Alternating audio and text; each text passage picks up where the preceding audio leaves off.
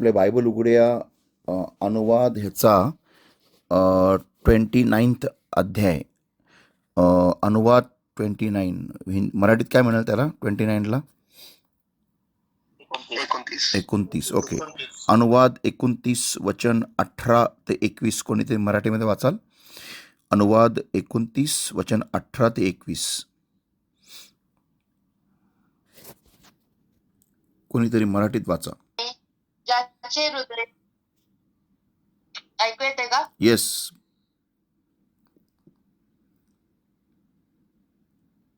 आणि ज्याचे हृदय आज यहोवा आमचा देव याच्यापासून विमुख होऊन त्या राष्ट्रांच्या देवांची सेवा करायला जाण्यास वळेल, असा तुम्हामध्ये कोणी पुरुष किंवा स्त्री किंवा कुळ किंवा वंश असेल, कोण जाणे.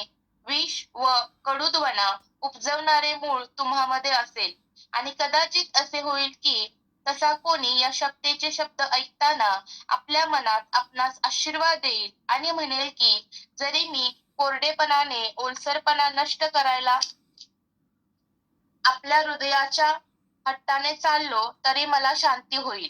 यहोवा त्याला क्षमा करणार नाही. तर यहोवाचा क्रोध व त्याचा आवेश त्या माणसावर धुमसेल आणि या पुस्तकात लिहिलेला सर्व शाप त्याला लागेल, आणि यहोवा त्याचे नाव आकाशाखालून पुसून टाकेल. आणि या नियमशास्त्राच्या पुस्तकात लिहिलेल्या कराराच्या सर्व शापांप्रमाणे वाईटासाठी यहोवा त्याला इस्रायलाच्या सर्व वंशातून वेगळे करेल. Okay. I read in English over here. Lest there should be among you a man or woman or family or tribe whose heart turneth away this day from the Lord your God, Lord our God, to go and serve the gods of these nations. Lest there should be among you a root that beareth all gall and wormwood, and it come to pass, when he heareth the words of this curse, that he blesses himself in his heart, and saying, I shall have peace, though I walk in the imagination of mine heart, to add drunkenness to thirst. The Lord will not spare him, but then the anger of the Lord and his jealousy shall smoke against that man, and all the curses that are written in this book shall lie upon him. And the Lord shall blot out his name from under heaven.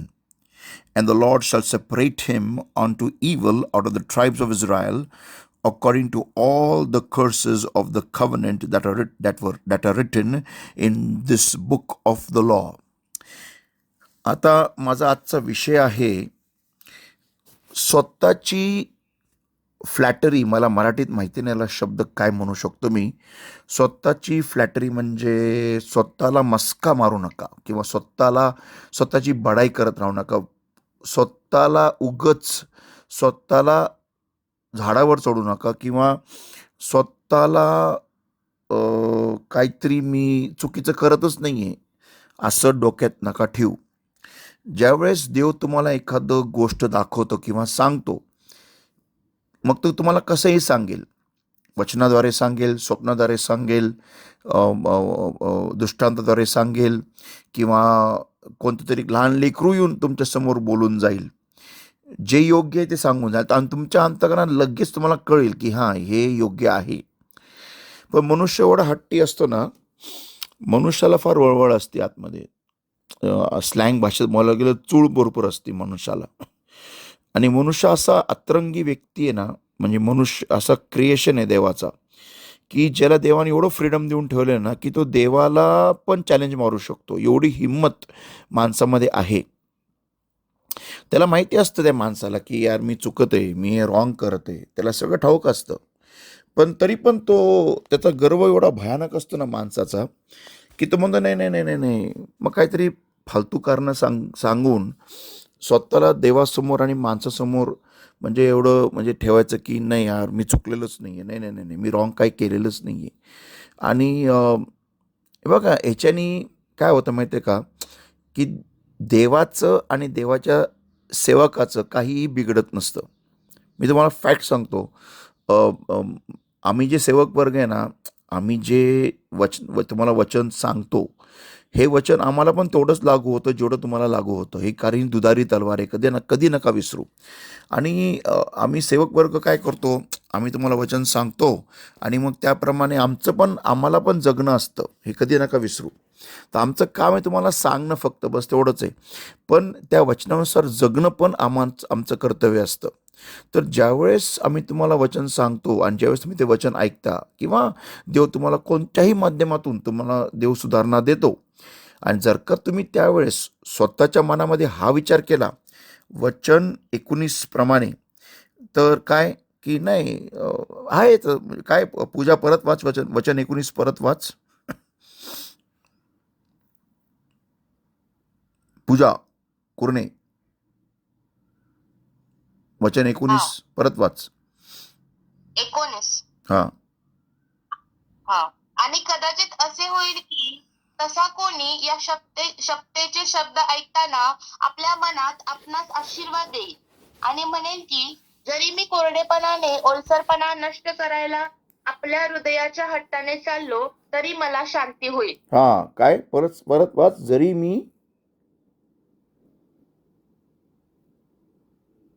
जरी मी कोरडेपणाने ओलसरपणा नष्ट करायला आपल्या हृदयाच्या हट्टाने चाललो तरी मला शांती होईल. म्हणजे माहितीये देव सांगतो की बाळा हे चुकीचं आहे, तू हे जे करतोय ना हे चुकीचं करतोय बाळा, नको करू. देव हे सांगतोय, देव हे दाखवतोय वचनातून, तरी पण मी ते करणार. मी चुकीचं करणार म्हणजे करणारच. का? कारण मला आवडतं, मी करणार. आणि तरी पण देव मला आशीर्वाद देणार, तरी मला देव आशीर्वाद देणार. हा मूर्खपणा माणसाने करू नये आणि विशेष करून आपल्या चर्चमधल्या लोकांनी तर मुळीच करू नये. कारण का माहिती आहे का, तुम्हाला मी फॅक्ट सांगतो, तुम्हाला देवाने फार मोठं सौभाग्य दिलेलं आहे की तुम्हाला, मी माझी फुशारकी नाही करत, ही देवाच्या पवित्र आत्म्याची फुशारकी आहे की देवाने आपल्याला असा आशीर्वाद दिलेला आहे ना की त्याचं वचन तुम्ही जेव्हा स्वर्गात जाल ना, मी तुम्हाला चॅलेंज म्हणून सांगतो या बाबतीमध्ये, तुम्ही जेव्हा स्वर्गात जाल ना त्यावेळेस तुम्हाला देवाला बोलताच येणार नाही की यार आम्हाला माहिती नव्हतं, आमचे पास्टर बरोबर नव्हते, आम्हाला वचन कळत नव्हतं, आम्हाला पास्टर नीट वचन देत नव्हते, म्हणून आम्हाला चुका झाल्या आमच्याकडून. तुम्हाला मी फॅक्ट सांगतो, तुम्हाला हे कधीच बोलता येणार नाही. माझे शब्द लक्षात ठेवा. ज्यावेळेस तुम्ही स्वर्गाच्या दारापाशी उभे राहाल आणि ज्यावेळेस येशू तुम्हाला नरकामध्ये फेकायची तयारी करत राहील त्यावेळेस तुम्हाला हे शब्द माझे आठवतील.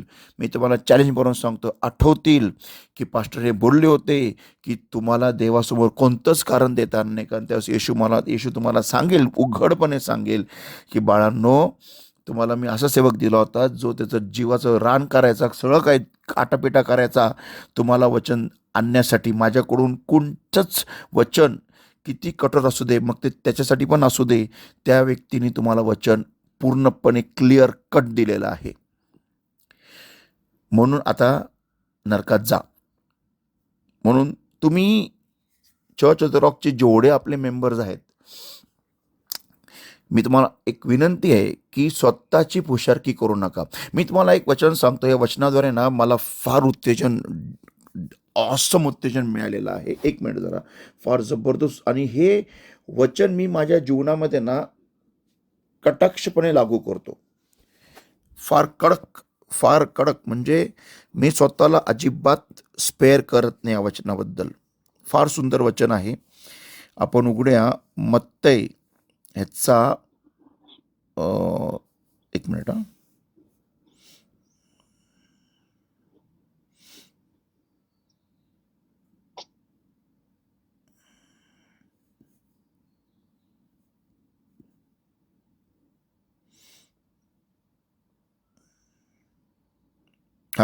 मत्तेचा 5वा अध्याय उघडा आणि वचन 17, 18 आणि 19 वाचा मराठीमध्ये मोठ्याने.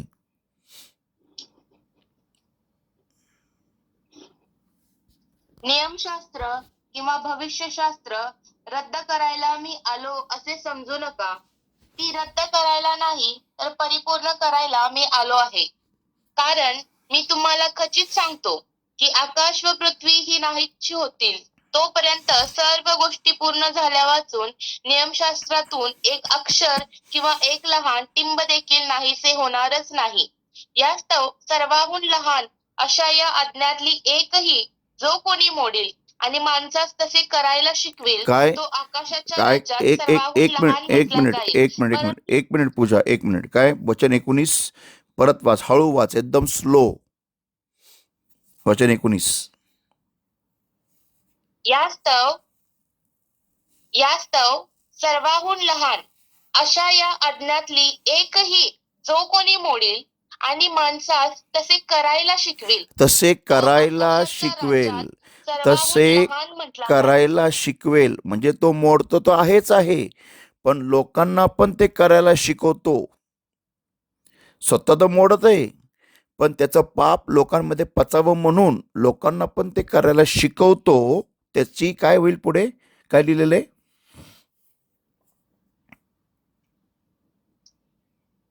तो आकाशाच्या राज्यात सर्वाहून लहान म्हटला जाईल. हा, पुढे. परंतु जो कोणी त्या पाळील व शिकविल तो आकाशाच्या राज्यात मोठा म्हटला जाईल. आमेन, आमेन. हे वचन जे आहे ना, हे मी माझ्या स्वतःला फार कडकपणे लागू करतो. का? कारण मला मला हौस नाही की स्वर्गामध्ये मला देवानी फार उंच करावं, नाही. पण मला ह्या श्रेणीत बसायचं नाही आहे. कोणत्या श्रेणीमध्ये? की मी तर चुका करतोय, मी तर पाप करतोय, पण माझं पाप लोकांमध्ये पोचण्यासाठी मी अख्ख्या मंडळीला पाप करायला भाग पाडतो. That is what I don't want a report card in my life in heaven. मला ते नको आहेत. म्हणून संतो हो, जेव्हा तुम्हाला देव तुमची भेट घेतो आणि देव तुम्हाला दाखवतो की तुम्ही तर चुकत आहात, तुम्ही त्या माणसाकडे बघू नका जो तुम्हाला ते वचन सांगतोय, जे तुम्हाला तुमच्या चुका दाखवतोय. तर मनुष्य नसतो तो.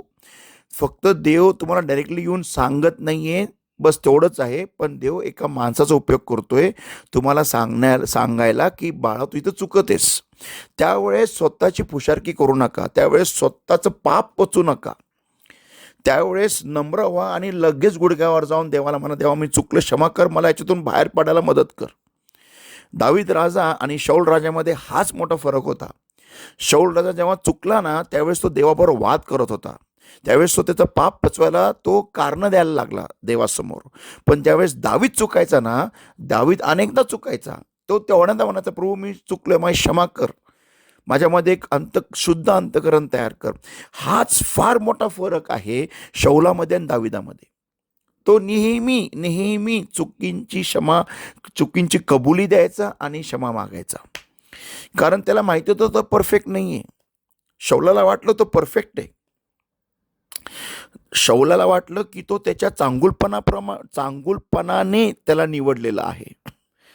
दाविदाला काय वाटलं ते माहिती होतं की त्याच्या चांगुलपणामुळे नाही, तर देवाच्या कृपेद्वारे त्याला निवडलेलं आहे. आणि त्याला ती जाणीव का होती माहिती आहे का दाविदाला? कारण त्याचा प्रवास आहे ना राजा बनण्यापर्यंत हा अरण्यातून होता, हा मुश्किल समयातून होता, जंगलातून होता, अस्वलाबरोबर लढाई करून होता, सीमाबरोबर लढाई करून होता, मेंढरं राखून होता. जंगलामध्ये त्यांनी अनेक वर्ष घातले होते. त्याच्या सख्या बापाने त्याला जंगलामध्ये ठेवलं होतं मेंढरांची काळजी घ्यायला. त्याला घराचा उपभोग आणि आनंद आणि आराम नव्हता मिळत बाकीच्या भावांसारखा. तर तुम्हाला तुमच्यामध्ये काय लोक आहेत ज्यांना कंप्लेंट आहे, ज्यांना तक्रार आहे की प्रभू मला एवढा अवघड त्रास का, माझ्या जीवनामध्ये एवढं छळ का, मला एवढा अपेष्टा का, मला एवढा त्रास का, मला असं अरण्यातून तू का घेऊन चाललेला आहे, जिथं वृक्षभूमी, जिथं काही आनंद नाही आहे, काही नाही आहे, एवढं मला तू त्रास का होऊ देतोय प्रभू? ह्याच्या मागचं कारण संत असं आहे की तुमच्यासाठी एक राजसिंहासन वाट बघत आहे, तुमच्यासाठी गौरवी जागा वाट बघत आहे. पण त्या प्रवासात असताना तुम्हाला आणि मला हे कळणं गरजेचं आहे, एक मिनिट, की तुम्ही चुकणार, तुम्ही आणि मी चुकणार, आपण चुकणार, आपण मनुष्य आहे. पण चुका कबूल करणं, जर का ती चूक, हे बघा सिंपल आहे, हे बायबल आहे ना एक पट्टी आहे आणि ह्या पट्टीनुसार तुम्ही स्वतःचं जीवन लावून बघायचं. तुम्हाला जर का कळलं ना की अरे इथं मी चुकत आहे, मग त्या पापाला तुम्ही पचू नका. त्या पापाला तुम्ही लाड करू नका. नाही नाही नाही नाही नाही, असं नाही, तसं नाही, नाही असं नाही, तसं नाही, नाही नाही नाही, ते चांगलंच आहे, नाही नाही नाही, देव समजून घेतो, नाही नाही नाही नाही नाही, नाही. What is wrong is wrong. What is wrong is wrong. You cannot change what is wrong. You cannot change to right. तुम्ही अंधकाराला सांगू शकत नाही, नाही नाही नाही, हा प्रकाश आहे. नो. जे प्रभूंनी पण बघा, उत्पत्ती पहिला अध्याय 1, 2, 3 जेव्हा म्हटलेलं आहे की अख्खी पृथ्वीवरती अंधकार होता, प्रभूंनी तिथं लिहिलं नाही अख्ख्या पृथ्वीवरती प्रकाश होता. नाही, अंधकार होता तर अंधकार होता. देवानी पण ॲक्सेप्ट केलं की येस, जिथं वाईट आहे तिथं वाईट आहे. तर तुम्ही असं नका समजू की नाही नाही नाही नाही, मी माझं वाईट कशाला सांगू, का कबूल करू. कबूल करा. प्रायव्हेट लोकांसमोर कबूल नका करू. पर्सनली देवासमोर जाऊन कबूल करा. देवासमोर कबूल करा. नम्र व्हा. हो, मी चुकलेलं आहे प्रभू, मला क्षमा कर, पण आज याच्यातून बाहेर यायला मला मदत कर. कारण का माहिती आहे का, तुमचे आशीर्वाद तुमच्यासाठी वाढ बघत. त्यांचा का तुम्ही त्यातून बाहेर नाही आले तर उत्पत्ती आपण जे अनुवाद वाचला ना, अनुवाद पुस्तकेचा 29 अध्याय आणि पुढे वचन 20 दिलेलं आहे की मग जेवढे श्राप आहेत ना सगळे तुमच्यावरती येतील. आणि please, we don't have time to fight with your curses, new curses. No, आपल्याकडे एवढा वेळ नाही आहे आता नवीन नवीन शापांबरोबर लढत बसायला. नो. आता काही वर्षांमध्येच एक फार भयानक असा मरी पसरणार आहे जगामध्ये, आणि त्यावेळेस पुष्कळ लोक मरून पडतील रस्त्यावरती, त्यांचे आतडे बितडे फुटून. तुम्हाला मी हे प्रोफेसी आधीच सांगितलेले आहे. जे प्रार्थनेत राहणार नाही ते मरून पडणारे, लक्षात ठेवा. मी जेव्हा मंडळीला सांगतो प्रार्थनेत राहा, प्रार्थनेत राहा, प्रार्थनेत राहा, प्रार्थनेत राहा, कारण मला अशा मैत्यांना जायचं नाही. कारण माझ्यासाठी ते फार मोठं फेलियर राहील जर का तुम्ही असे मरून पडला तर. म्हणून तुमची तयारी करा. Corona was just a trial. ह्याच्यानंतर फार भयानक एक मरी येणार आहे जगामध्ये, आणि ती मरी तुमच्या डोळ्यासमोर लोक त्यांचे आतडे, त्यांचे डोळे फुटून फुटून मरणार, आणि त्यावेळेस तुम्हाला कळणार नाही कुठे लपायचं. कारण ती मरी साधं श्वास घेण्याने पण पसरेल, लक्षात ठेवा. तर तुम्हाला फक्त एकच तुम्हाला संरक्षण देऊ शकतो, तुमची प्रार्थना, आणि मेन म्हणजे प्रभूचं रक्ताचं आवरण. जर का तुमची प्रार्थना तशी नसेल तर ते आवरण नसणार तुमच्यावरती. तुम्ही किती क्रूज घालून फिरा. I am speaking to you a prophetic word. Please ह्याला सिरियसली घ्या. 2020च्या आधी 2019च्या एंडला प्रॉफेटिक वर्ड आपल्या चर्चमध्ये क्लिअर कट आला होता की 2020 पुढे एक भयाचं वातावरण अख्ख्या जगामध्ये येणार आहे, आणि तसं झालं. सो प्लीज, फायनान्शियल कोलॅप्स होणार आहे, आणि तसं झालं. सो प्लीज ह्याला सिरियसली न घ्यायची चुकी करू नका. तर तुम्ही स्वतःचा लाड करू नका. जर का तुम्ही रॉंग आहात तर रॉंग आहे. वचनामध्ये जर का लिहिलेलं ना रॉंग आहे तर रॉंग आहे. आर्ग्युमेंट नाही करणे का उसके साथ में. हे वचनाबरोबर आर्ग्युमेंट कधी करायची नाही. स्वतःचं पाप कधी पचवायचं नाही. जे रॉंग आहे ते रॉंग आहे. स्वतःला सुधारायचं, नीट करायचं, आणि पुढे जायचं. That's it. Have a great day. God bless you. आणि देव तुम्हाला उंच करो. उद्या सकाळी परत भेटूया 6 वाजता, आणि त्यानंतर शॉर्ट वर्ड ऑफ एनकरेजमेंट, आणि will start our day with victory. God bless you. Have a great day. उद्या परत भेटूया सकाळी 6 वाजता. Praise the Lord.